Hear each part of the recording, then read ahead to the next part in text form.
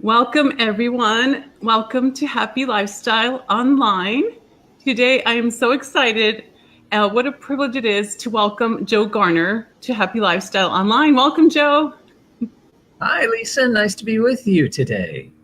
Yes. So every time I say your name, and Joe Garner, six-time New York Times bestselling author, I don't even know how you say it. Well, I don't say it too often, but yeah, it's still something that I have to get my head around on occasion, especially because of the fact that I came to it so unexpectedly. I mean, I had zero aspirations of being an author. I just had an idea for a book one day, and I've always been a collector of. I have a lifelong love and passion for radio and television and history and how they all intersected and affected each other, and so forth. And so when I had the idea for a book, and I got up the nerve to share with old friends and family that I was thinking about doing a book, my oldest and dearest friend said what only old dear friends can get away with saying, which was, "Don't you think you ought to try reading one before you write one?" But you know, as Steve Jobs used to say, don't let the opinions of others drown out your own passions. And Yes, so so true. I also learned that the good Lord looks out for the ignorant and the persistent, and the key is to be the right mix of both. And sometimes that dose of ignorance is a good thing because if you, I mean, think of the things that you've tried and were not successful at, and if you'd have, or were successful at, better yet. But if Yes. you'd have known all the way you could have failed along the way, you may not have ever tried it. So sometimes it's good to just dive in and hope for the best. Yes, well, I'm so honored that you're with us. And I have to tell you that I love knowing authors. I love people because you actually published your work, versus people saying, one day I want to write a book. I'm sure you hear that all the time. As the statistics show, 84% of people have an idea for a book or want to write one. And I think that it's less than 3% actually do. So honor you for that. And so for those of you joining us, Joe's a friend. I've had the privilege of interviewing him about 2 summers ago for a book called Skip a Step. And that's set to come out early in 2019. And so Joe was actually one of the first interview that my co-author, Michael Ashley, and I got to interview Joe at my friend RG's house in Redondo Beach. I remember it was like it was yesterday, Joe. And so we're so excited, my team. We have our camera girl there, Monica, who was on this show earlier this season. She's now working at a news station as a news anchor. And so your story, we're just like, our mouths are dropping with all these incredible story and nuggets you have.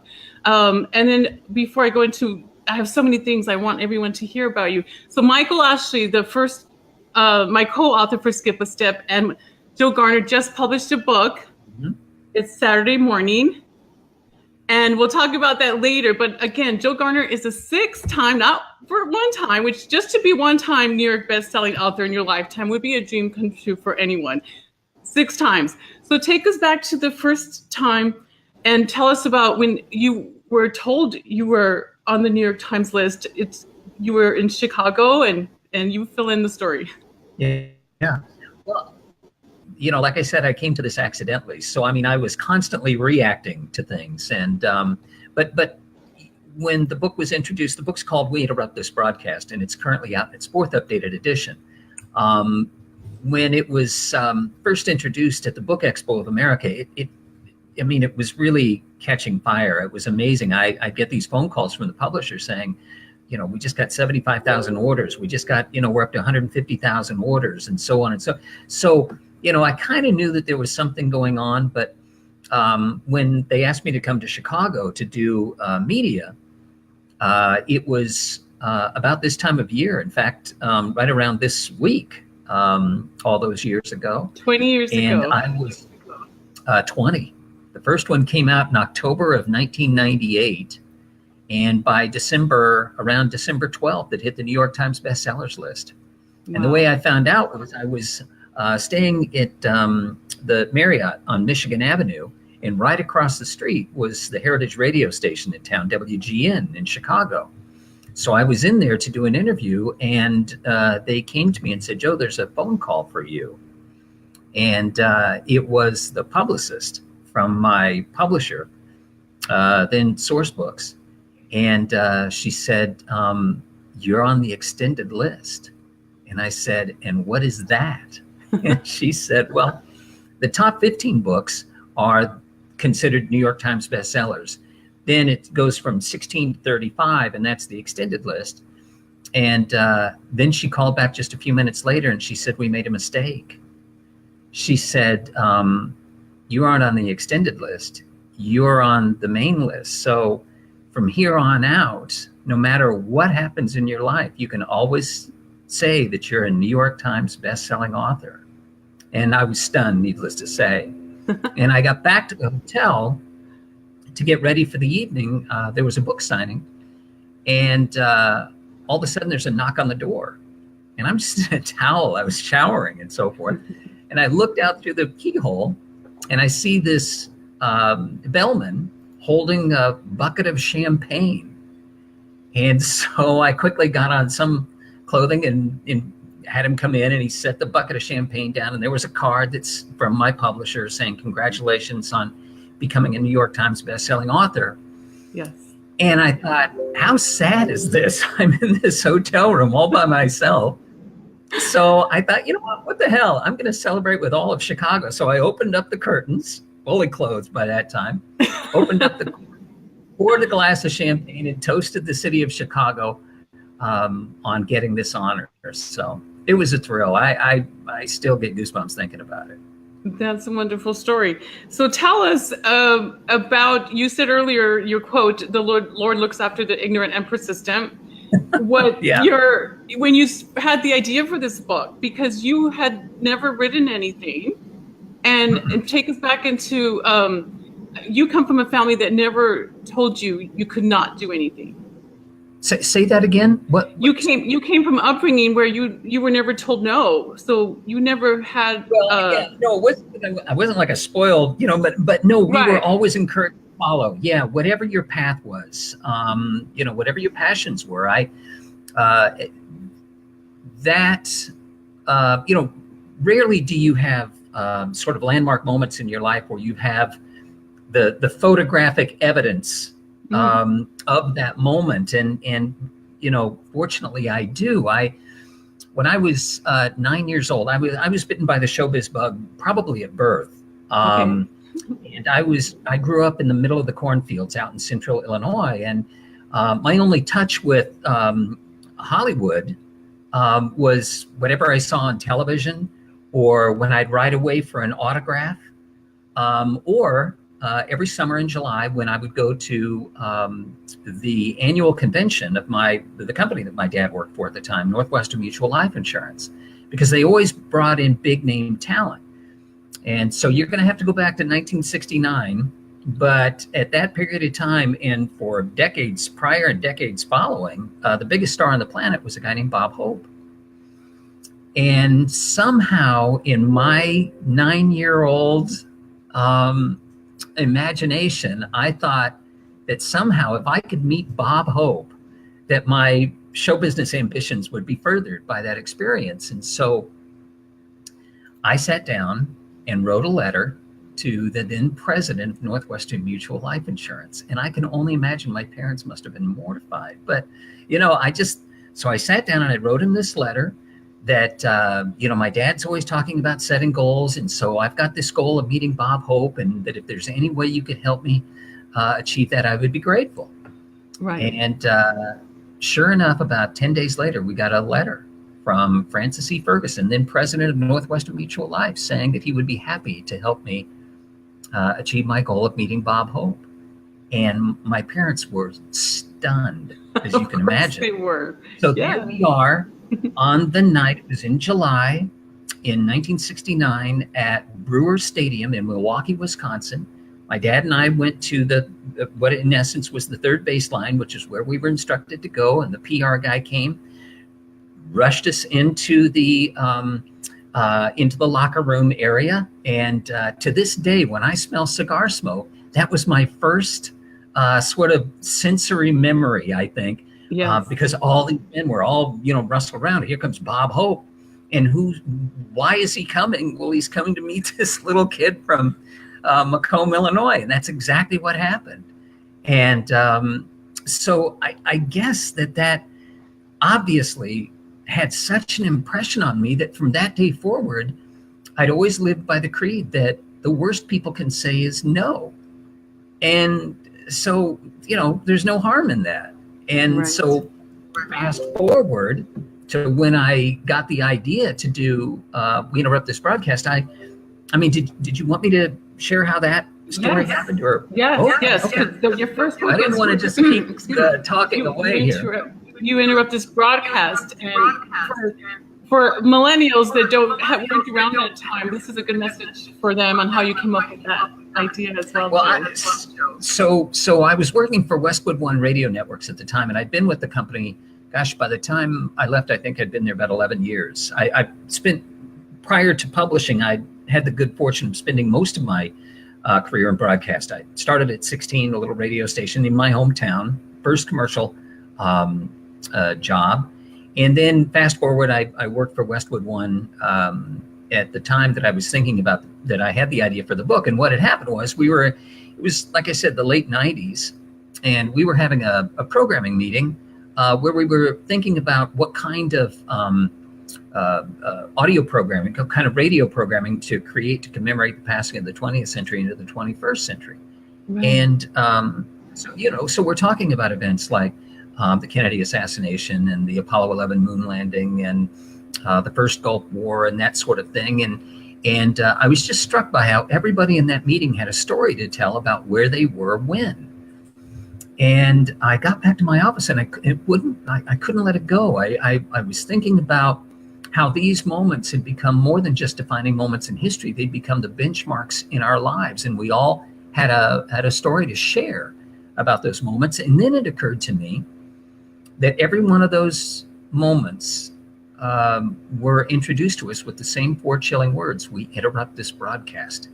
And in that instant, that's when the whole idea for the first book hit me. And I thought, my gosh, we live in such a wonderful age because our history is literally recorded. So if I could put together a book of these landmark moments, that's really the only common denominator of all of the chapters in the book, is that they are landmark moments in history and benchmarks in our lives. And again, like I said, we live in an age where our history is literally recorded. So I thought if I could include the actual bulletins and news coverage. Remember, this is the late 90s, so CDs were still, the main medium. So I thought, well, those would easily tuck into the back cover of a book. Yes. And it just seemed like the kind of book I wanted to own. So I took a book off the shelf of broadcast history because I figured that a publisher of broadcast, some book on broadcast history would be the one that would be interested in this book. And I looked at the name of the publisher and I called him. And that cold call led to the next one and the next one and a whole lot more after that. And after sort of being blown out by every publishing house in New York City, because who was I? I had no credibility as an author. You had incredible determination. Fear no. Well, they, as one publisher said to me, and wound up being my publisher later. Yes. She said to me, I said, it's going to be I envision a big, hardcover, iconic photographs, the photographs that are inextricable with the memory of the event, and then the audio and so. And she stopped me and she said, Joe, why don't we do this as like a trade paperback? It'll be less expensive and that whole thing. And I said, and I'll never forget it, her name was Christine. I said, Christine, I don't think you understand. This could be something really important to people. It's like sort of a national scrapbook that everybody, would appreciate. And I think she finally had enough of me. And she said, Joe, let's not put art ahead of commerce. And I said, Christine, I don't think we're going to be doing this book together, are we? And she said, perhaps not. So I wound up being introduced to a publisher in, of all places, Naperville, Illinois. And I met with her out here. And she looked at me and she said, look, I'm going to do this book on one condition. And I said, what's that? And she said that you agree to go out and promote it. Because if you've just sold me, you'll sell the American people. And coming from broadcasting, to me, that was the easy part. So spent the next 6-8 months writing it, collecting the photographs, getting the archival audio together. And just before we published, I had the idea of having somebody on a name on that book cover that really embodied broadcast history. And at that time, Walter Cronkite was still alive. And so I wrote him a letter. And I didn't know him. I didn't know anybody who did.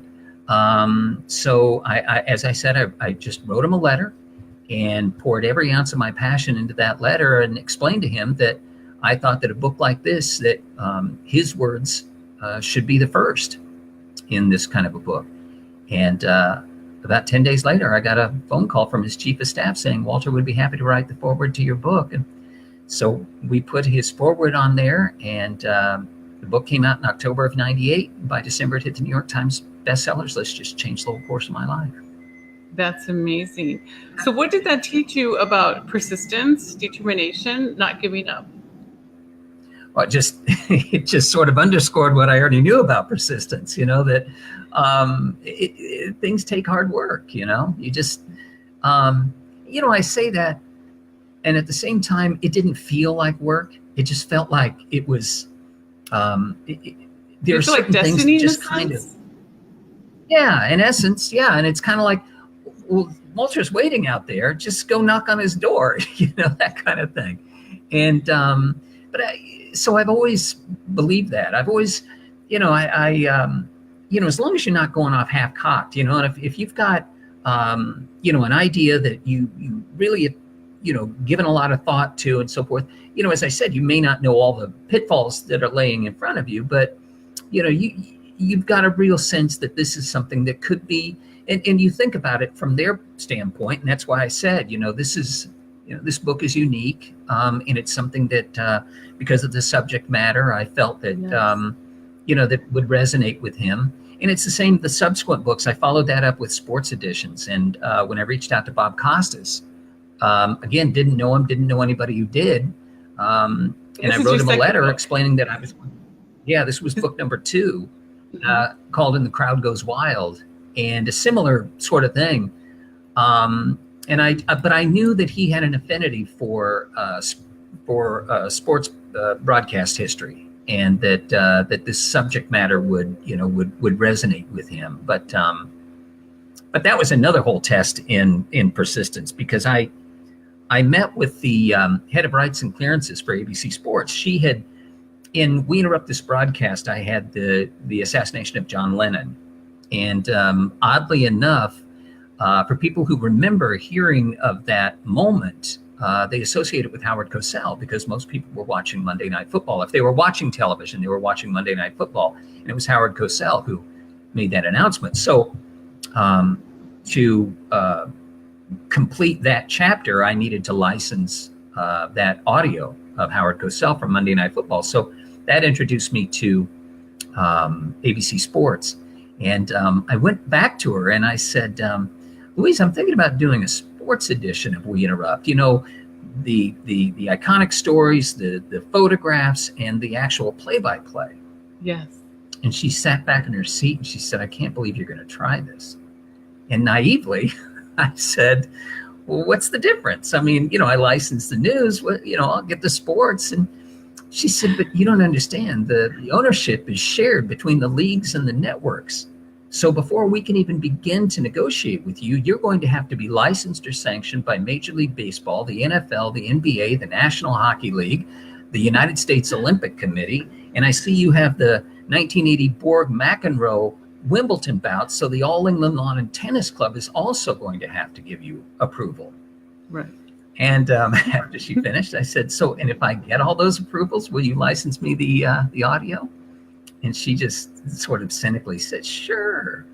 And so my next call was to CBS Sports, her colleague. And I'm glad I called her second, because if I called her first, I probably wouldn't have been able to do the book. Yes. But she wouldn't take my call, wouldn't take my call, and wouldn't take my call. And so I kept calling at all these odd times to hopefully catch her off guard.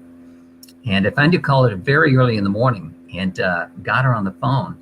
And she immediately dismissed me. She said, Joe, we would never participate in a project like this, nor will any of the other networks. And I said, well, Deanna, if you give me 30 more seconds, I'd like to tell you about my conversation with your colleague over at ABC Sports.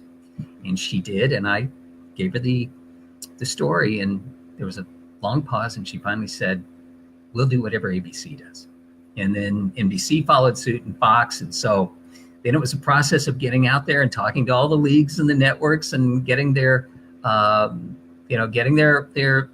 blessings. And fortunately, I did, and we put and The Crowd Goes Wild out, and knock wood, it hit the New York Times bestsellers list, and actually it became so popular it brought We Interrupt This broadcast back on the list. So I started the new year with two of my books on the bestsellers list simultaneously. Yeah, that was a little surreal, to tell you the truth.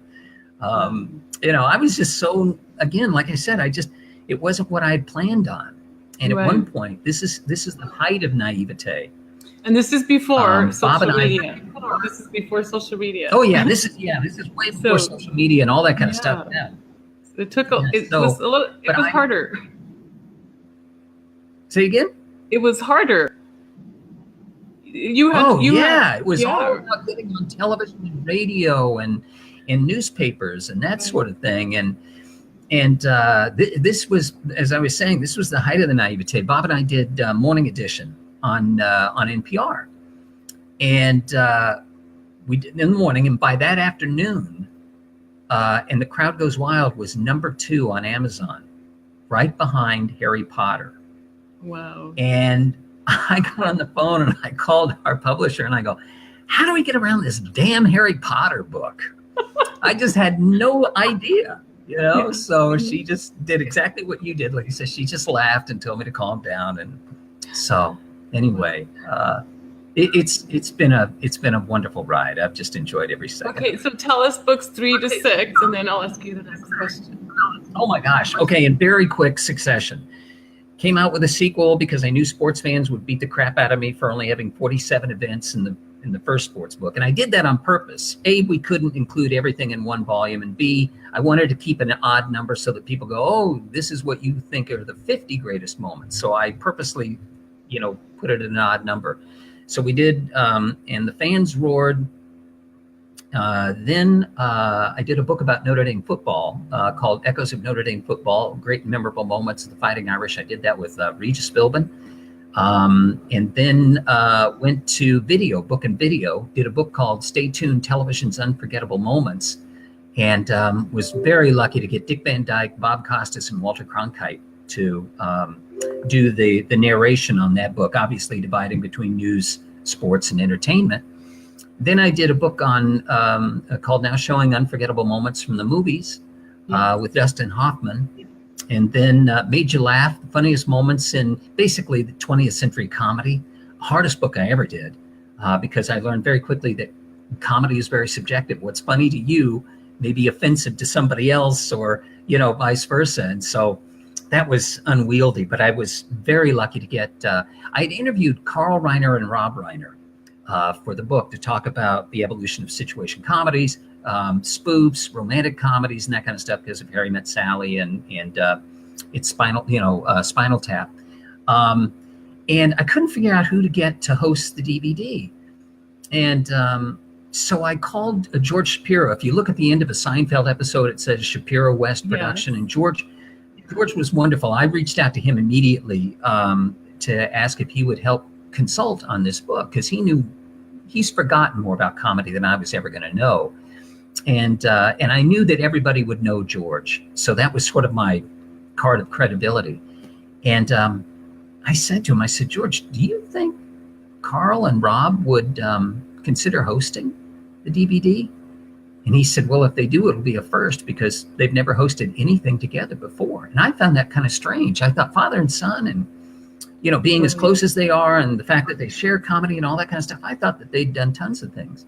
Yeah. And so I got a call from George and he goes, go buy a lottery ticket. And I said, why is that? And he said, because this is your lucky day. So, yes. So Carl and Rob Reiner co-hosted that. Then I did a couple of small books. I did a book about for Mother's Day, called Life is a Box of Chocolates and Other Motherly Wisdom from the Movies. Then I did a small sports book about sort of a Father's Day book, Heroes, Legends, Dads.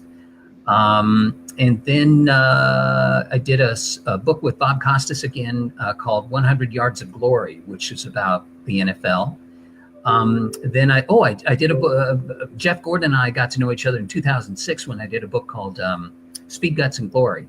And that friendship has lasted to this day because he asked me to do his biography, which I did in 2016 called Jeff Gordon, His Dream, Drive, and Destiny.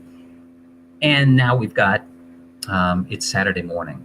So I think that's 13. Yeah, who wrote the forward for the book in 16? I remember I was talking in to 16. Just this well-known actor, Tom Cruise. I thought I'd give him a little boost, So, yeah, Tom Cruise agreed to do the foreword to Jeff's book.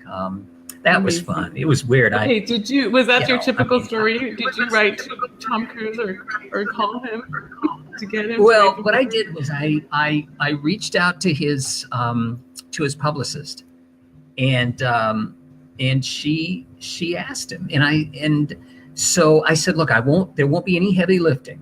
Here's what we'll do. If Tom will give me 15, 20 minutes, then I'll interview him and record the interview, and then we'll transcribe that recorded interview. So it'll all be in his words, and then we'll edit it down and I'll send it back to him, and then he can read it for his approval.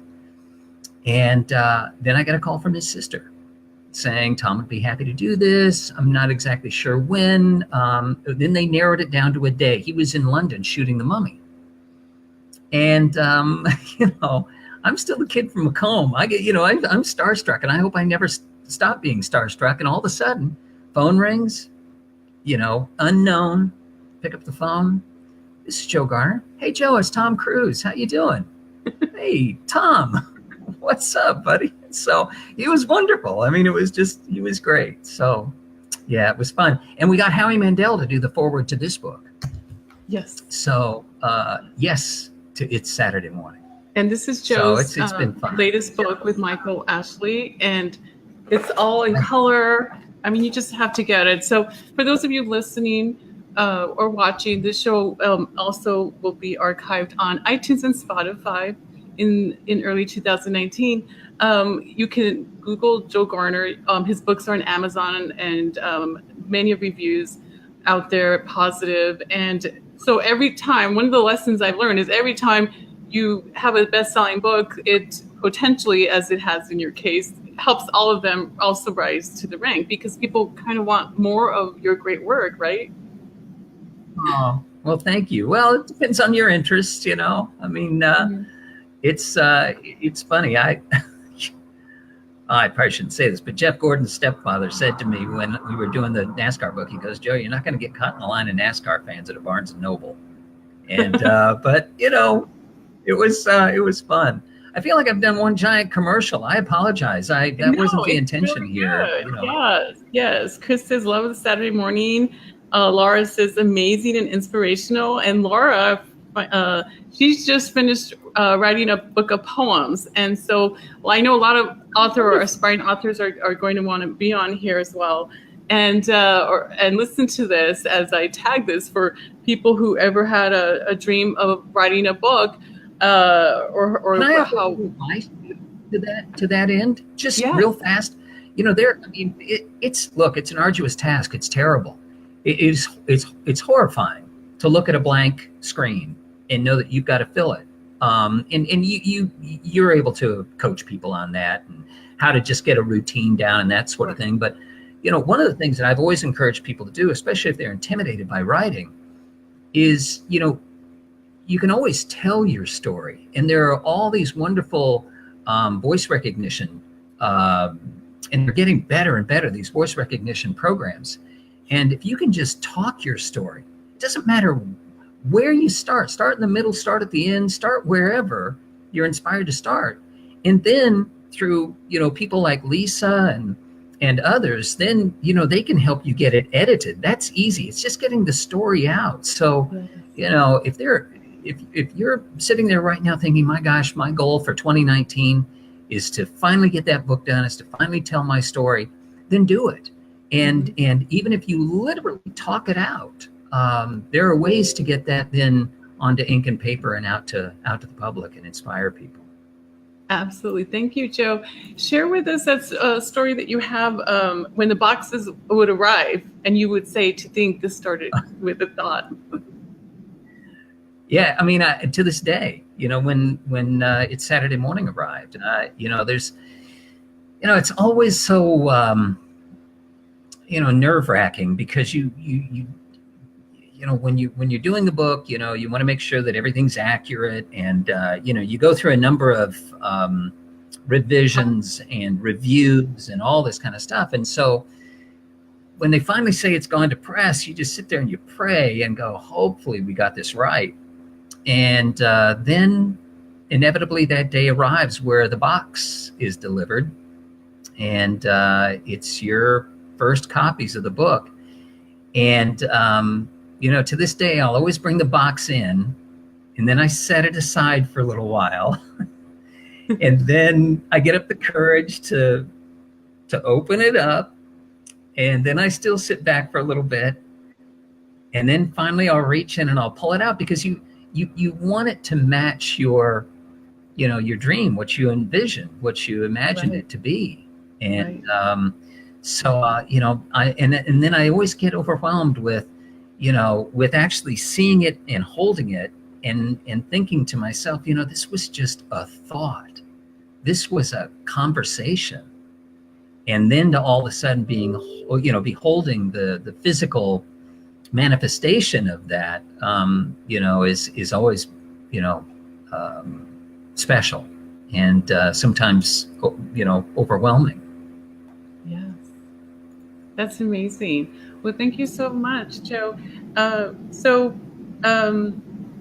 Some parting words for us listeners and avid fans of yours. Okay. What do you have in store for you now that you are an accomplished writer? I mean, you can hold that title, hold your head high, and you've made a career of doing this, and that's a dream come true for many people, So what has writing done for your brand, and what else do you aspire to do? Because you have many more years to live on this planet. You're not done yet. I just love creating. I love, so I mean, it's funny. You just never know where that next idea comes from. Perfect example is it's Saturday morning. Yeah. That was a conversation, literally, Michael and I were having, where we were talking about, and I'm not doing this for another commercial, but but literally we were talking about, there's about a 20-year age difference between Michael and I. Yes. I'm on the younger end of the baby. And Michael looks younger than his age as it is, right? Michael Ashley. He looks like he's 10. And but we started talking about one aspect that we shared, and that was the experience of waking up. Sound like an old guy. Kids today don't know what it's like to have to wait all week for that experience of Saturday morning cartoons. That was big. I mean, the opening up your eyes on Saturday morning and racing downstairs and grabbing that bowl of sugary cereal and then sitting in front of the television set for the next 3 or 4 hours and just letting those cartoons wash over you. And so the more we started talking about that, the more excited we got. So called a publisher and said, hey, we're thinking about this. And she got on board too. She started sharing the same sort of, I can still remember the pajamas I wear and, all this kind of stuff. So we thought it would resonate with people. We thought that people would love that opportunity to go back and relive that experience again. So that's what that book's all about. Big color photographs, all the commercials too, because, Saturday morning cartoons came with the sugary cereal commercials and the toys and all that kind of stuff. So we punctuate each of the chapters with commercials. So I have a especially question from each era. I have a question for you. Mm-hmm.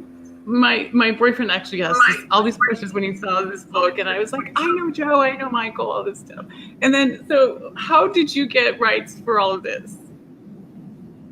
Same way. I mean, fortunately Chris, now I've just, Joe's answering your question. Go ahead. people all know me now. So yeah, call Paramount and, hey, Larry, getting ready to do another book. Hey, Julie over at Warner Brothers, getting ready to do another book. So, fortunately, that's a skill I've picked up. So it's just a matter of getting on the phone and cajoling them. That was and a very pleasant experience. And I think that's what when I speak to younger people, I always talk about collaboration and how key that is. And in listening to all your stories and memories of each of your books, even though you were the driving force, it really took collaboration of other people believing, wanting to help you, wanting to help a total stranger. So what advice do you have for people on ideas and collaboration and making things happen? Well, to do that. And the other thing is, I'll give you a perfect example. When I did Now Showing Unforgettable Moments from the Movies, on that DVD, there's probably 50, 60 years of movies on there, in the sense that, starting with The Wizard of Oz, Godfather, E.T., Lord of the Rings, oh my gosh. I mean, all these classic, great, Casablanca on the waterfront, everything, Silence of the Lambs. When that book came out, I got a phone call from the head of marketing at Paramount and inviting me to lunch. And I thought that was pretty thrilling. I was like, sure, I'd be happy to come over to Paramount and have lunch. So I walked into the dining room, and before he even put his hand out to shake hands, he held up a copy of the book and he said, "How did you do this?" And I said, "What do you mean?" And he goes, "You have the crown jewels of every studio in this town. How did you do this?" And I said, "Because I wasn't Viacom knocking on their door. I was just, hey, my name's Joe. I do these books, I really think this would be cool. And if you, and just, let them, basically what I did was I just shared my genuine passion. And sometimes the giver was a gatekeeper before you. Yeah.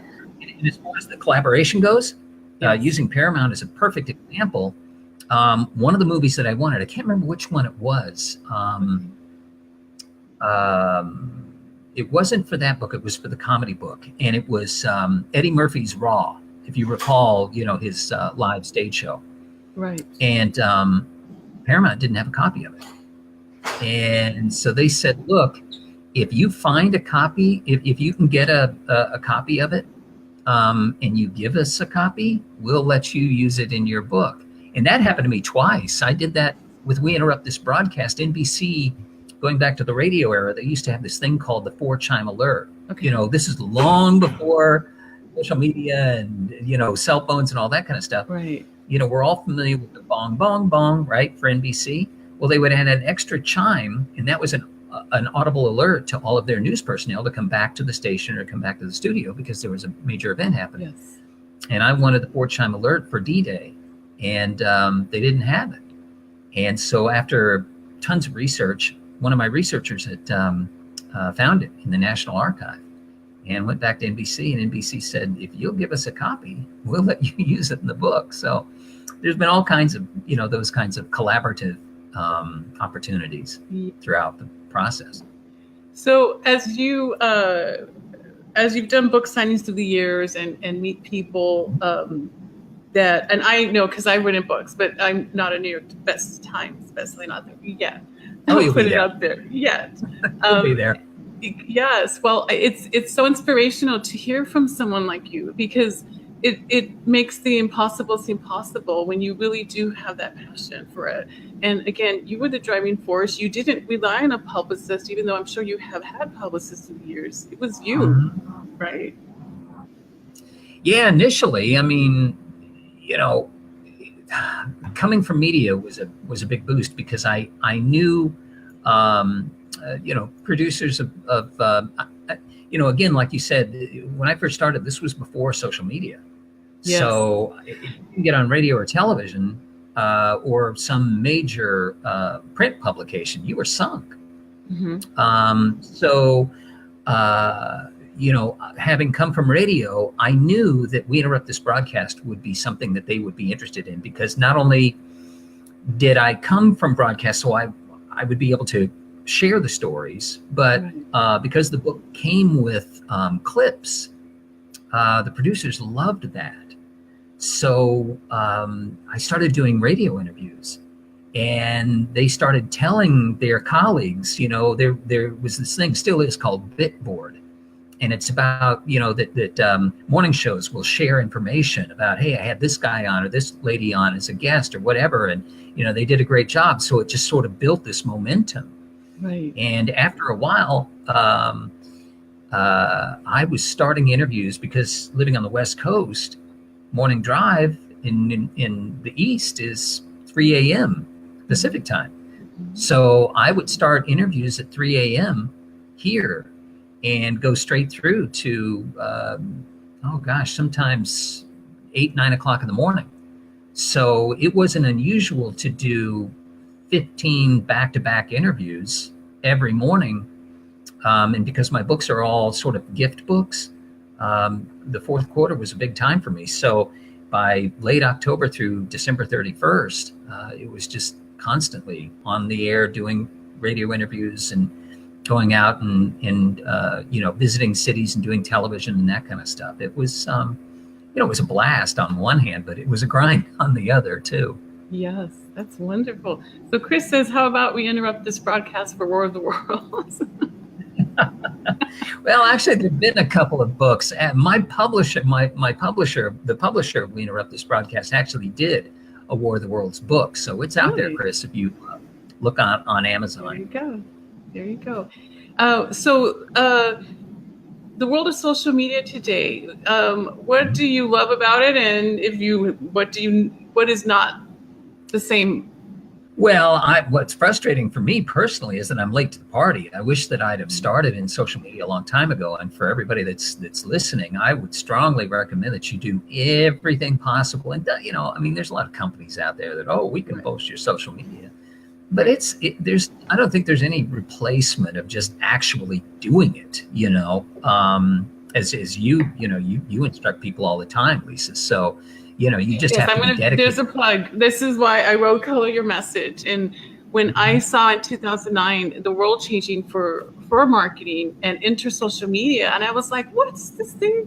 Twitter and Instagram and we're gonna have to tweet and I wanted to have resistance, as I'm sure many people, that are not millennials, were trying to understand. And I knew that I was going to have to embrace technology and understand it and be able to teach it as I, reach out to people who admittedly will say, I'm a business dinosaur. I don't know what to do. How do I catch up? And how do I brand myself now? And someone just recently told me a story of Will Smith, that he was late to the party on Instagram per se. Mm-hmm. And now that he's using it, he has been known to say, I can't believe I never used this before. And that's just really helped raise his brand as well. Yeah, it's wonderful on the one hand, because it does give you an opportunity to have direct contact. What's frustrating on the other hand is that everybody has opinions. So it's and not everybody is capable of self-editing. So it's platforms like Amazon and Kindle have made it easier for people to write. And so in a sense, it's more competitive. I look at it like YouTube and Facebook Live. If we would have thought 10 years ago that I could be interviewing like this anywhere in the world and record it and have a platform for it. So I look at it as, innovation is necessary, and technology is anything invented after you were born. And I look at it as get someone to help you, get a younger person. I still rely on my boys now, 28 and 13. Sometimes they're my IT support. And so I'm constantly asking them, teach me. And I don't know if you know this, Joe, but my 13-year-old, with the help of my older son, has a YouTube channel called Trade Jam. And it has over 70,000 subscribers, millions of views. This 13-year-old. And we're like, how did you do this? And he said, Mom, thanks to you giving me a computer that was top of the line when I was 7. So for 5 years, he plugged away in his room, learning video, learning editing, and doing these try not to laugh videos. And I'm very proud of him. And so are many people. And so I think it's important to encourage the younger generation to utilize technology and not take advantage of it. Because imagine what all the tools today, if you could have known you had access to this way back when, before you were a first-time New York best-selling author, New York Times best-selling author. I just look at, like, it's just so amazing that really anybody, you listening to this, can do anything you want to do when you put your mind to it. Mm-hmm. Yeah, for sure. No, I wished I'd had this when I was a kid. Right? I can't. I mean, for me, like I said, I was bitten by the bug very, very early. In fact, my mother used to love to tell that when she would have friends over for coffee in the morning, and if the vacuum cleaner was out, we had a vacuum that had a long hose on it. I would pick up the hose and interview them. So, or I couldn't wait for that last little square of toilet paper to come off the roll, because that roll, then I'd put a string in it, and that became my microphone. So with that kind of an imagination and an ambition for broadcast, can you imagine what I would have done if I'd had my own YouTube? Right. Wow. Right. So I'll have to tell Trey. Yeah, shout out to Trey Gem. He's actually going to be helping me with some of my works. Now I'm relying on my 13-year-old. And of course, it's awesome, just so amazing. Right. So Ruth says, how exciting, intriguing to hear Joe's background. What advice would he give someone who aspires to write but lacks experience? I had zero experience. So I would just say, start. Just start. Mm-hmm. That's it. And if you can write or even try to write, do that. Now, I know there's a big distinction between fiction and nonfiction. Nonfiction is where I live, and that's, research and so that's more challenging in a sense, because you can't you have to do the research and source it. I think fiction is way more challenging. Really? Because you're talking about character development and story arcs and that kind of stuff. I listen to Michael talk about that kind of thing, and it's like, it's just a foreign language to me. Yes. Doing this is a way of doing nonfiction is just a way of aggregating existing material primarily. Aggregating content. Communicating it. Yeah. So tremendous respect out there for fiction writers, and that's challenging too to get published. Although there again, way different. I was out there borrowing and stealing many publishers' time, and nowadays you can just do it yourself. My recommendation to Ruth, because I am helping people write their books as well. I love to see people becoming authors, and it is a lot easier today using your tools. I love that there's a lot of Facebook groups you can join today. There's meetups for people who aspire to become a writer. You can take classes. I love how Stephen King says in his book on writing, just write and create your own style. Sometimes you don't want to be the style of someone else. You want to be unique and have your own voice. Right. Yeah. And just do it. Just start. Just do it and get people to help you become accountable to that. I'm always happy to be up to that task. The book accountability partner is what I'm kind of being known for right now. So, Joe, thank you so much. So as we conclude this amazing interview with you, this is a question I often ask my guests. So as we know, time is promised to no one. And one day when you pass on this earth, what do you want to be known for? Being a good father. That's it. That's it. The rest of this is all ephemeral. You know what I mean? It's, there's been billions of books before mine. There'll be billions of books after mine, and if while I'm doing it, I have an opportunity to entertain or to enlighten, that's for this time. But, I know my legacy or lasting impression, a chance to affect society is to make sure that I'm a good father to my kids and and they in turn are good to other people and that sort of thing. So that's it. That's wonderful. Well, I'm sure they love you as a father, and who, I can't even imagine all the conversation that has. So what tips do you have for fathers and dads out there, as we all know many, that when there's the years that are challenging, whatever that may have been, maybe teen years or college years, that sort of thing. Don't be a friend, be a parent. Mm-hmm. And doesn't mean that there isn't friendliness and that sort of thing, but don't be a friend, be a parent, and unconditional love. Yes, that's wonderful. Thank you, Ruth. She's an incredible lasting impression. So thank you, Joe, for being on Happy Lifestyle Online. And thanks for everyone who's listening and following. And if you have a guest that you would love to recommend to us here at Happy Lifestyle Online, just go to Happy Lifestyle Online and write us.